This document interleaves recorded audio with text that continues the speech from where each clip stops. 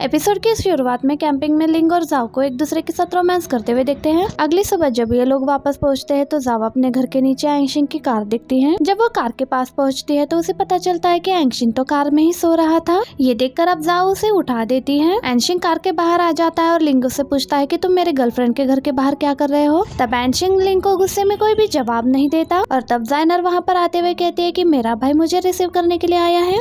इसके बाद वो एंशिंग के साथ वहाँ से चली जाती है, लेकिन एक्चुअली में एंशिंग जाओ का ही वेट कर रहा था। रास्ते में जाइनर एंशिंग को कहती है कि जाओ अब बड़ी हो गई है और मुझे नहीं लगता कि उसे हर टाइम आपकी जरूरत होगी। इसके बाद हम जाओ को उसके स्टूडियो में देखते हैं जहाँ एक लड़की उसकी इंटरव्यू लेने के लिए आई थी, क्योंकि जाओ की please feel at ease your highness comic काफी फेमस हो चुकी थी। इसके बाद हम दूसरी तरफ एंशिंग को उसके घर पर देखते हैं जहाँ उसकी मॉम उसके डाइट को लेकर काफी परेशान थी, क्योंकि एंशिंग पहले से बहुत ज्यादा स्किनी हो गया था। हमें फिर से स्टूडियो का सीन दिखाया जाता है जहाँ पर योयो को उसकी मॉम का कॉल आ जाता है। उसकी मॉम उसे कहती है कि मैंने तुम्हारे लिए ब्लाइंड डेट फिक्स की है, इसीलिए तुम्हें वहाँ उससे मिलने के लिए जाना होगा। पर योयो वहाँ पर जाना नहीं चाहती थी, इसीलिए उसकी मॉम गुस्से में फोन कट कर देती है। फिर योयो बताती है कि जब से उसका ब्रेकअप हुआ है तब से उसकी मॉम उसके लिए लड़का ढूंढ रही है। फिर योयो जाओ से मदद मांगती है। इसके बाद ये तीनों उस लोकेशन पर पहुँच जाते हैं जहाँ पर वो लड़का बैठा हुआ था। उस लड़के को बैक साइड से देखकर जाओ कहने लगती है कि ये लड़का मुझे ठीक लग रहा है और तुम्हें एक बार ट्राई जरूर करना चाहिए, लेकिन योयो कहती है कि ये एक ब्लाइंड डेट है और मिलने से मना कर देती है। जिसके बाद ये तीनों मिलकर प्लान बनाते हैं। इसके बाद योयो उस लड़के के पास जाकर साइड में मुंह करके बात करने लगती है, लेकिन जैसे ही उसकी नजर उस लड़के पर पड़ती है तो वो शॉक्ड हो जाती है,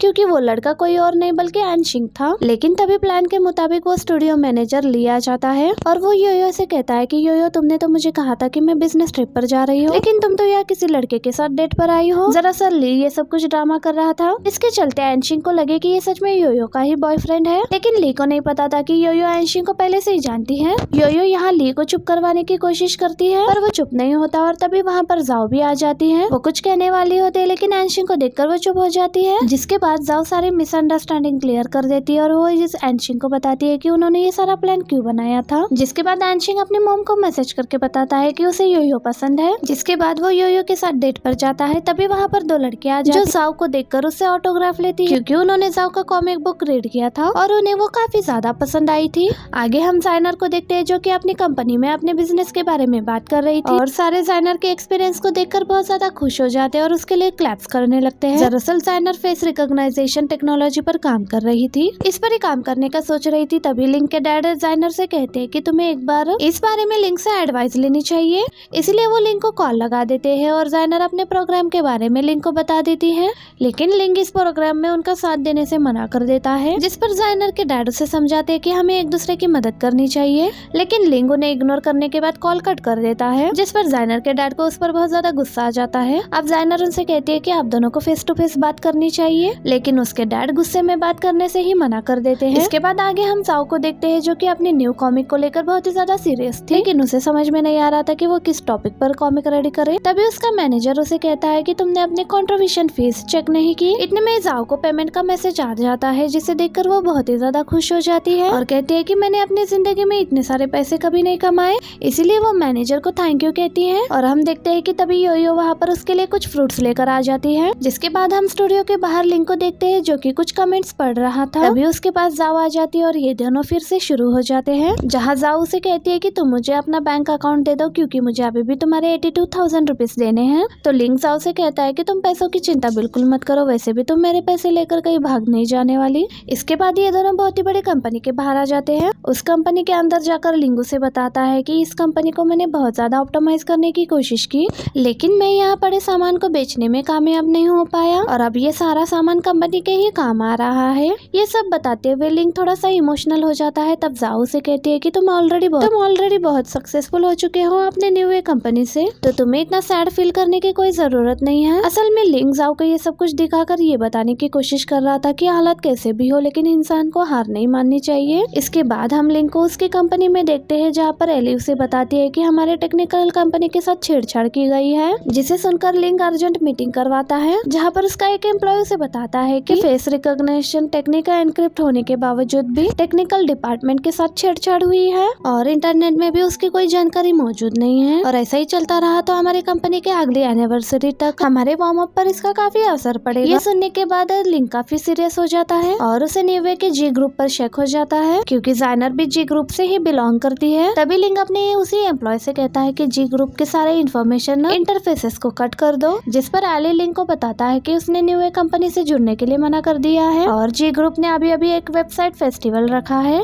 जिसे सुनकर लिंग कहता है कि हमारी जांच से पहले ही लोमड़ी ने अपनी पूंछ दिखा दी है। जिसके बाद हम आगे जेन को जाइनर के साथ देखते हैं, जहां जेन जाइनर के लिए शॉप पर कुछ लेने के लिए आया था, जहां पर जाइनर को पता चलता है कि न्यू के फेस रिकॉग्नाइजेशन टेक्निक में बग आ गया है। दूसरी तरफ हम फैंग को भी देखते हैं और उसे भी बग के बारे में पता चल गया था। इसके बाद हम देखते हैं कि जाइनर लिंग के फादर के पास जाती है और उन्हें कंपनी में क्या चल रहा है उस सब के बारे में बता देती है। आगे हम जाओ को देखते हैं जो कि अपनी कॉमिक पर काम कर रही थी। उसके दरवाजे पर कोई गिफ्ट का बॉक्स छोड़कर चला जाता है और जब जाओ उस बॉक्स को खोलती है तो उसके अंदर खून से रंगा हुआ एक हाथ था, जिसे देखकर जाओ बहुत ही ज्यादा डर जाती है। तभी वहाँ पर उसका भाई एनशिंग आ जाता है, जो जाओ को ऐसे देखकर उसे घर के अंदर भेज देता है। लेकिन जाओ के घर के दीवार के साइड पर हम युगाओ को देखते हैं और युगाओ ने ही उस बॉक्स को जाओ के दरवाजे के सामने रखा था। अब अंदर हम जाओ को एनशिंग के साथ देखते हैं, जहाँ पर एनशिंग जाओ से कहता है कि क्या हम पुलिस को इन्फॉर्म करें, लेकिन जाओ कहती है कि मैं पुलिस के मामले में नहीं पढ़ना चाहती और कहती है कि मैंने बहुत टाइम से अपडेट नहीं किया, इसलिए शायद मेरे किसी फैन ने मेरे साथ ये प्रैंक किया होगा।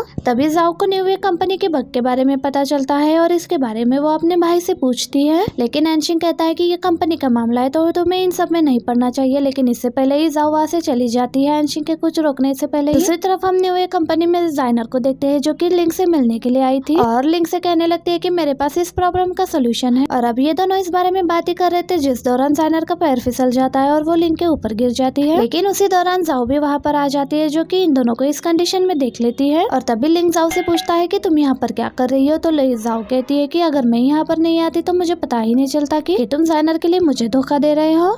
लेकिन जाइनर जाओ को कहती है कि ये सब मेरी गलती है, मैं गलती से लिंग के साथ टकरा गई थी और उस पर गिर गई। जाओ जाइनर को यहाँ से जाने के लिए कहती है, जाइनर यहाँ से चली जाती है। अब लिंग जाओ को समझाता है कि जैसा तुम सोच रही हो वैसा कुछ भी नहीं है, लेकिन जाओ उदास होकर वही सोफे पर बैठ जाती है। लिंग सॉरी कहते हुए उसकी गोदी में सर रखकर सो जाता है और जैसे ही उसकी नींद खुलती है तो जाओ वहाँ से जा चुकी होती है। आगे हम योयो और एनशिंग को मूवी थिएटर में देखते हैं, जहाँ पर ये दोनों मूवी देखने के लिए आए हुए थे। लेकिन तभी वहाँ पर बैठे हुए कुछ लोग एक न्यूज देखते हैं, जिसमें लिखा होता है कि जाइनर लिंग के साथ एंगेजमेंट कर रही है, जिसे ये दोनों भी सुन लेते हैं। और तभी योयो अपने फोन में एक पिक्चर देखती है, जिसमें जाइनर और लिंग एक साथ थे और उनके एंगेजमेंट की न्यूज थी और ये पोस्ट जाइनर ने ही इंटरनेट पर पब्लिश की थी। ये सब पता चलने के बाद एनशिंग को बहुत ही ज्यादा गुस्सा आता है और फिर ये दोनों लिंग के कंपनी में पहुंच जाते हैं, जहाँ पहुंचते ही एनशिंग लिंग को इन सब के बारे में पूछने लगता है। लिंग के कुछ जवाब देने से पहले ही एनशिंग लिंग के ऊपर हावी हो जाता है, उसे बुरा भला कहते हुए काफी बातें सुनाता है। कहता है कि तुम जाओ को बिल्कुल प्रोटेक्ट नहीं कर सकते और इसीलिए तुम उसे छोड़ दो। लिंग कहता है कि वो मेरी गर्लफ्रेंड है और मैं अच्छी तरह से जानता हूँ कि उसे कैसे प्रोटेक्ट करना है, तुम मुझे बताओ कि मुझे क्या करना है। इनकी बहस खत्म होने के बाद एनशिंग और योयो यहाँ से चले जाते हैं। अगले सीन में हम देखते हैं कि योयो एक फैन कॉन्टेस्ट में जाती है, जहाँ पर उसका फेवरेट सिंगर माइक वहाँ पर आया हुआ था और माइक उन सबको अपने ऑटोग्राफ की हुई बुक देता है, जिसके बाद माइक यहाँ से उन सबको बाय कर जाने लगता है और अब सभी लोग माइक के पीछे भागते हैं। जैसे योयो भी जाने लगती है, उसे एक आदमी धक्का देता है और योयो गिरने लगती है और इससे पहले ही वो नीचे गिर जाती, तभी वहाँ पर लिया आकर उसे बचा लेता है। ये सीन यही कट हो जाता है। इसके बाद हम जाओ को देखते हैं, जो कि अपनी न्यू कार्टून बना रही थी। उतने में ही वहाँ पर जाइनर आ जाती है, जो उसके रूम के अंदर आकर उसे कहने लगती है और कहती है कि शायद मुझे लगा कि तुम्हारे रूम में मुझे कुछ नया देखने को मिलेगा, लेकिन यहाँ तो गरीबी के अलावा कुछ भी नहीं है। जाइनर कहती है कि मैं तुमसे जेलस बिल्कुल भी फील नहीं करती, बल्कि तुम्हारे ऐसे निकी स्टेटस से जेलस होती हूँ। तब जाओ जाइनर को यहाँ से चले जाने के लिए कहती है, लेकिन जाइनर यहाँ से नहीं जाती, बल्कि वो जाओ को लेक्चर देना शुरू करती है कि लिंग अभी बहुत ही ज्यादा क्रिटिकल सिचुएशन से गुजर रहा है और तुम तो उसकी हेल्प भी नहीं कर सकती। मानो तो तुम लिंग का प्यार नहीं बल्कि उसके लिए सिर्फ एक बोझ हो। वो उसे ये भी कहती है कि उसने न्यू कंपनी में अपनी पोजीशन खो दी है और जाओ पर ब्लेम करती है कि ये सब कुछ तुम्हारी वजह से हुआ है और कहती है कि इसका हर्जाना तो तुम्हें भुगतना ही पड़ेगा। और जाइनर जाओ के साथ बहुत ज्यादा बहस करती है। तभी वहाँ पर एनशिंग आ जाता है और इसने इन दोनों के बीच की बातें सुन ली थी। एनशिंग जाइनर से कहता है कि तुम घर जाओ, मैं घर आकर तुमसे बात करूंगा।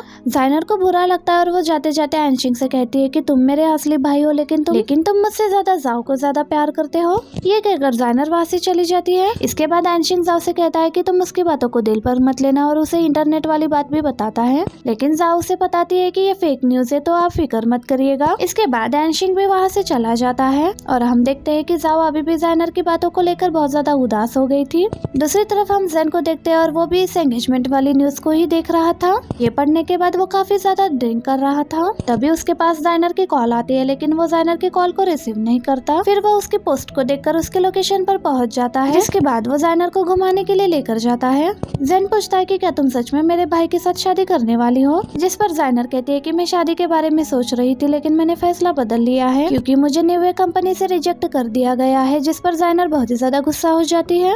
जैन हमेशा की तरह ही जाइनर का मूड ठीक करने की कोशिश करता है। दूसरी तरफ हम फैंग को देखते हैं, जो कि अपने फादर को लिंग के बारे में ही बता रहा था और कहता है कि आपको उसकी केयर करनी चाहिए, लेकिन उसके फादर कहते हैं कि वो अपनी कंपनी को अच्छे से संभाल नहीं पा रहा है, इसलिए उसकी केयर करने की जरूरत नहीं है। इसके बाद हम लिंग को देखते हैं, जो कि आली के साथ अपने बिजनेस के बारे में ही डिस्कस कर रहा था। तभी वहाँ पर जाओ आ जाती है, जो कि लिंग के लिए खाना लेकर आई थी।